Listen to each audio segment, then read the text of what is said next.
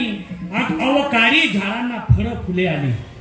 म्हणजे ज्या वेळेला आंब्याचे सीजन होते त्यावेळेला आंब्याची फळं लागू लागली, सर्व रतावेलींना फुलं लागली आणि त्या नगरीच्या राजा कुपक आणि कुपकी एक दिवशी त्या वनात फिरायला आले.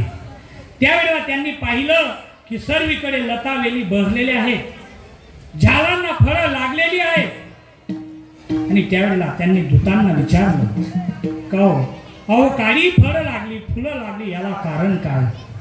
त्यावेळेला ते दूत सांगू लागले, महाराज, आपल्या नगरीच्या वनामध्ये राजा सुतप आणि सुतपी परमेश्वराचे नाम चिंतन करीत आहेत आणि त्या नामाच्या प्रभावाने आपल्या झाडावेलींना लतांना फुलं बहरलेली आहेत.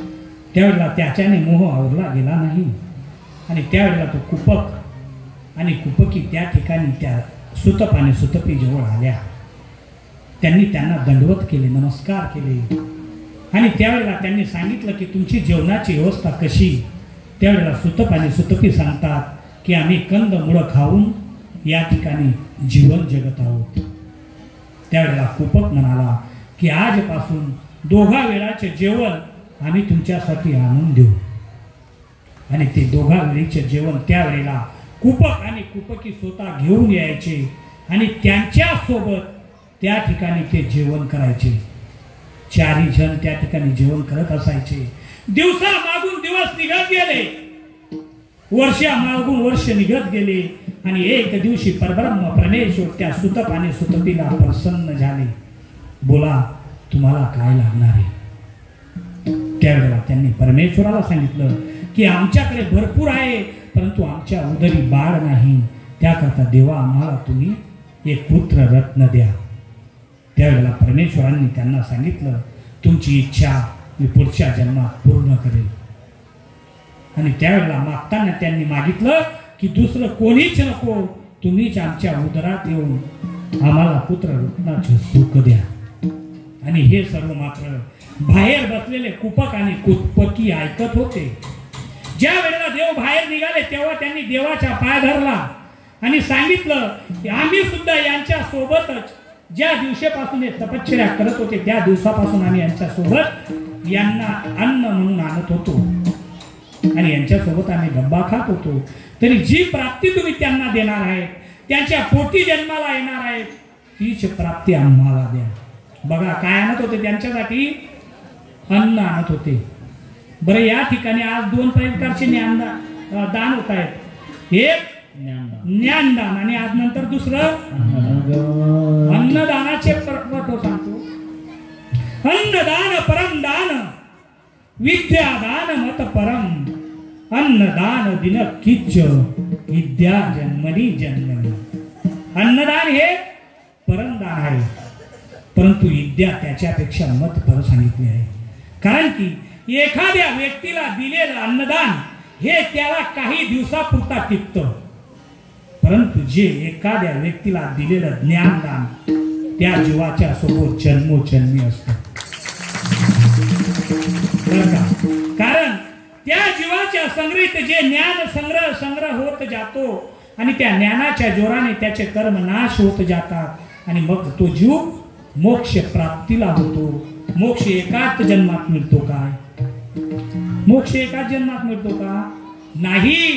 परमेश्वर सांगतात, अनेक जन्म संसिद्धी ततो याती प्रांगती.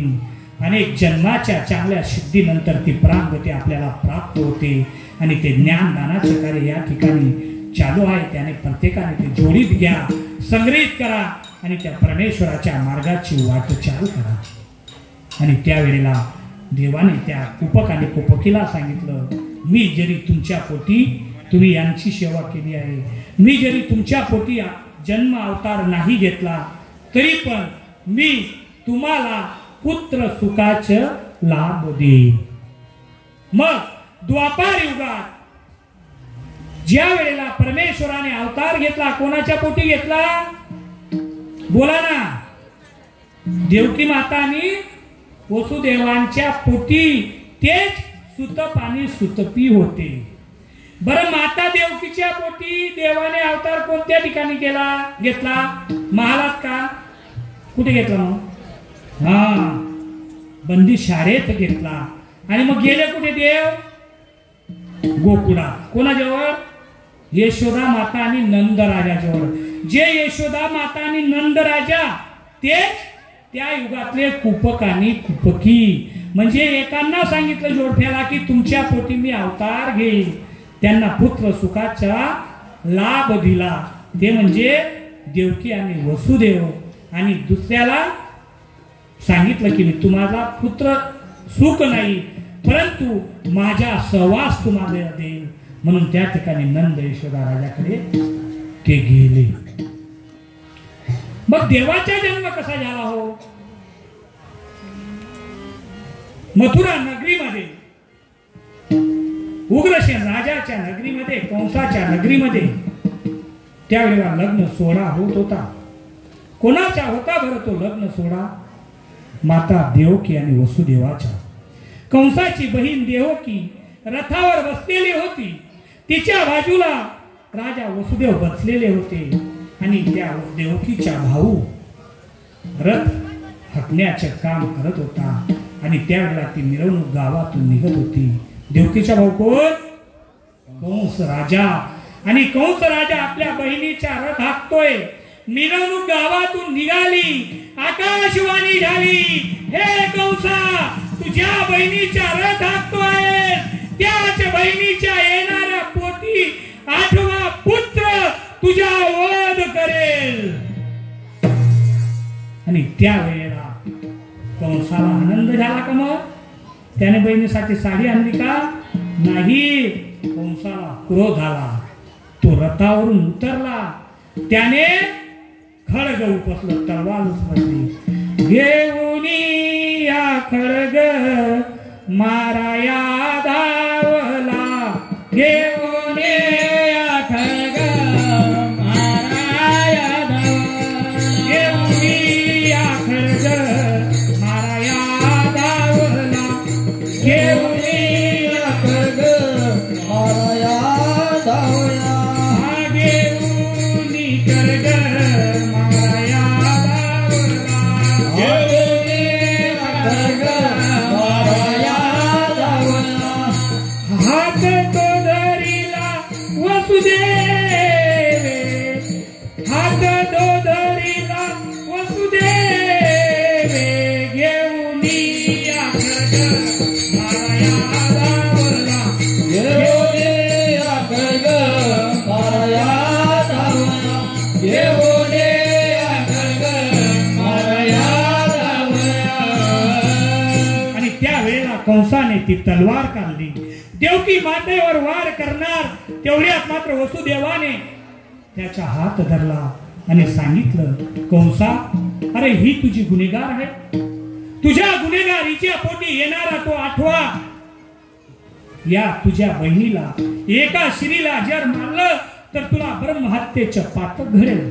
तुझ्या वहिनी तिचा मुलगा आहे, मी तिच्या पोटी येणारा तो मुलगा तुझ्या स्वाधीन करेल, वाटल्यास तू त्याला मारू शकतो. त्यावेळेला कंसाने ती गोष्ट मान्य केली आणि त्या दोघ दाम्पत्यांना, देवकी आणि वसुदेवांना, त्यावेळी कंसाने बंदीगृहात टाकले. त्यांच्या पायात शृंखला टाकल्या आणि त्यांच्या दरवाज्यावर एक नव्हे त्या बंदीशाळेला 7 दरवाजे होते आणि त्या ठिकाणी द्वारपाल थांबवले. दिवसा मागून दिवस निघाले. माता देवकीला गर्भसंभूती झाली आणि पहिला पुत्र जन्माला आला. त्यावेळेला दूतांनी तो पुत्र स्वतः वसुदेवांनी वचन दिलेलं होतं. वसुदेव राजांनी तो पुत्र देवकी मातेच्या जवळून घेतला. देवकी माता त्यावेळेला त्या आपल्या लहान्या तानुड्याला दूध पाजत होती. दूध पाजले झाल्यावर तो देवकी मातेने आनंदाने दिला असेल का? दुखी अंतकरणाने तिने आपल्या पोटाचे बाळ त्यावेळेला वसुदेवाकडे दिलं. कशासाठी? त्याला मारण्यासाठी. का? त्यावेळेला लोक शब्दाला टिकत होते. शब्दाला लोक त्यावेळेला टिकत होते. आता सकाळ दुसरा पाठीमा फिरस्त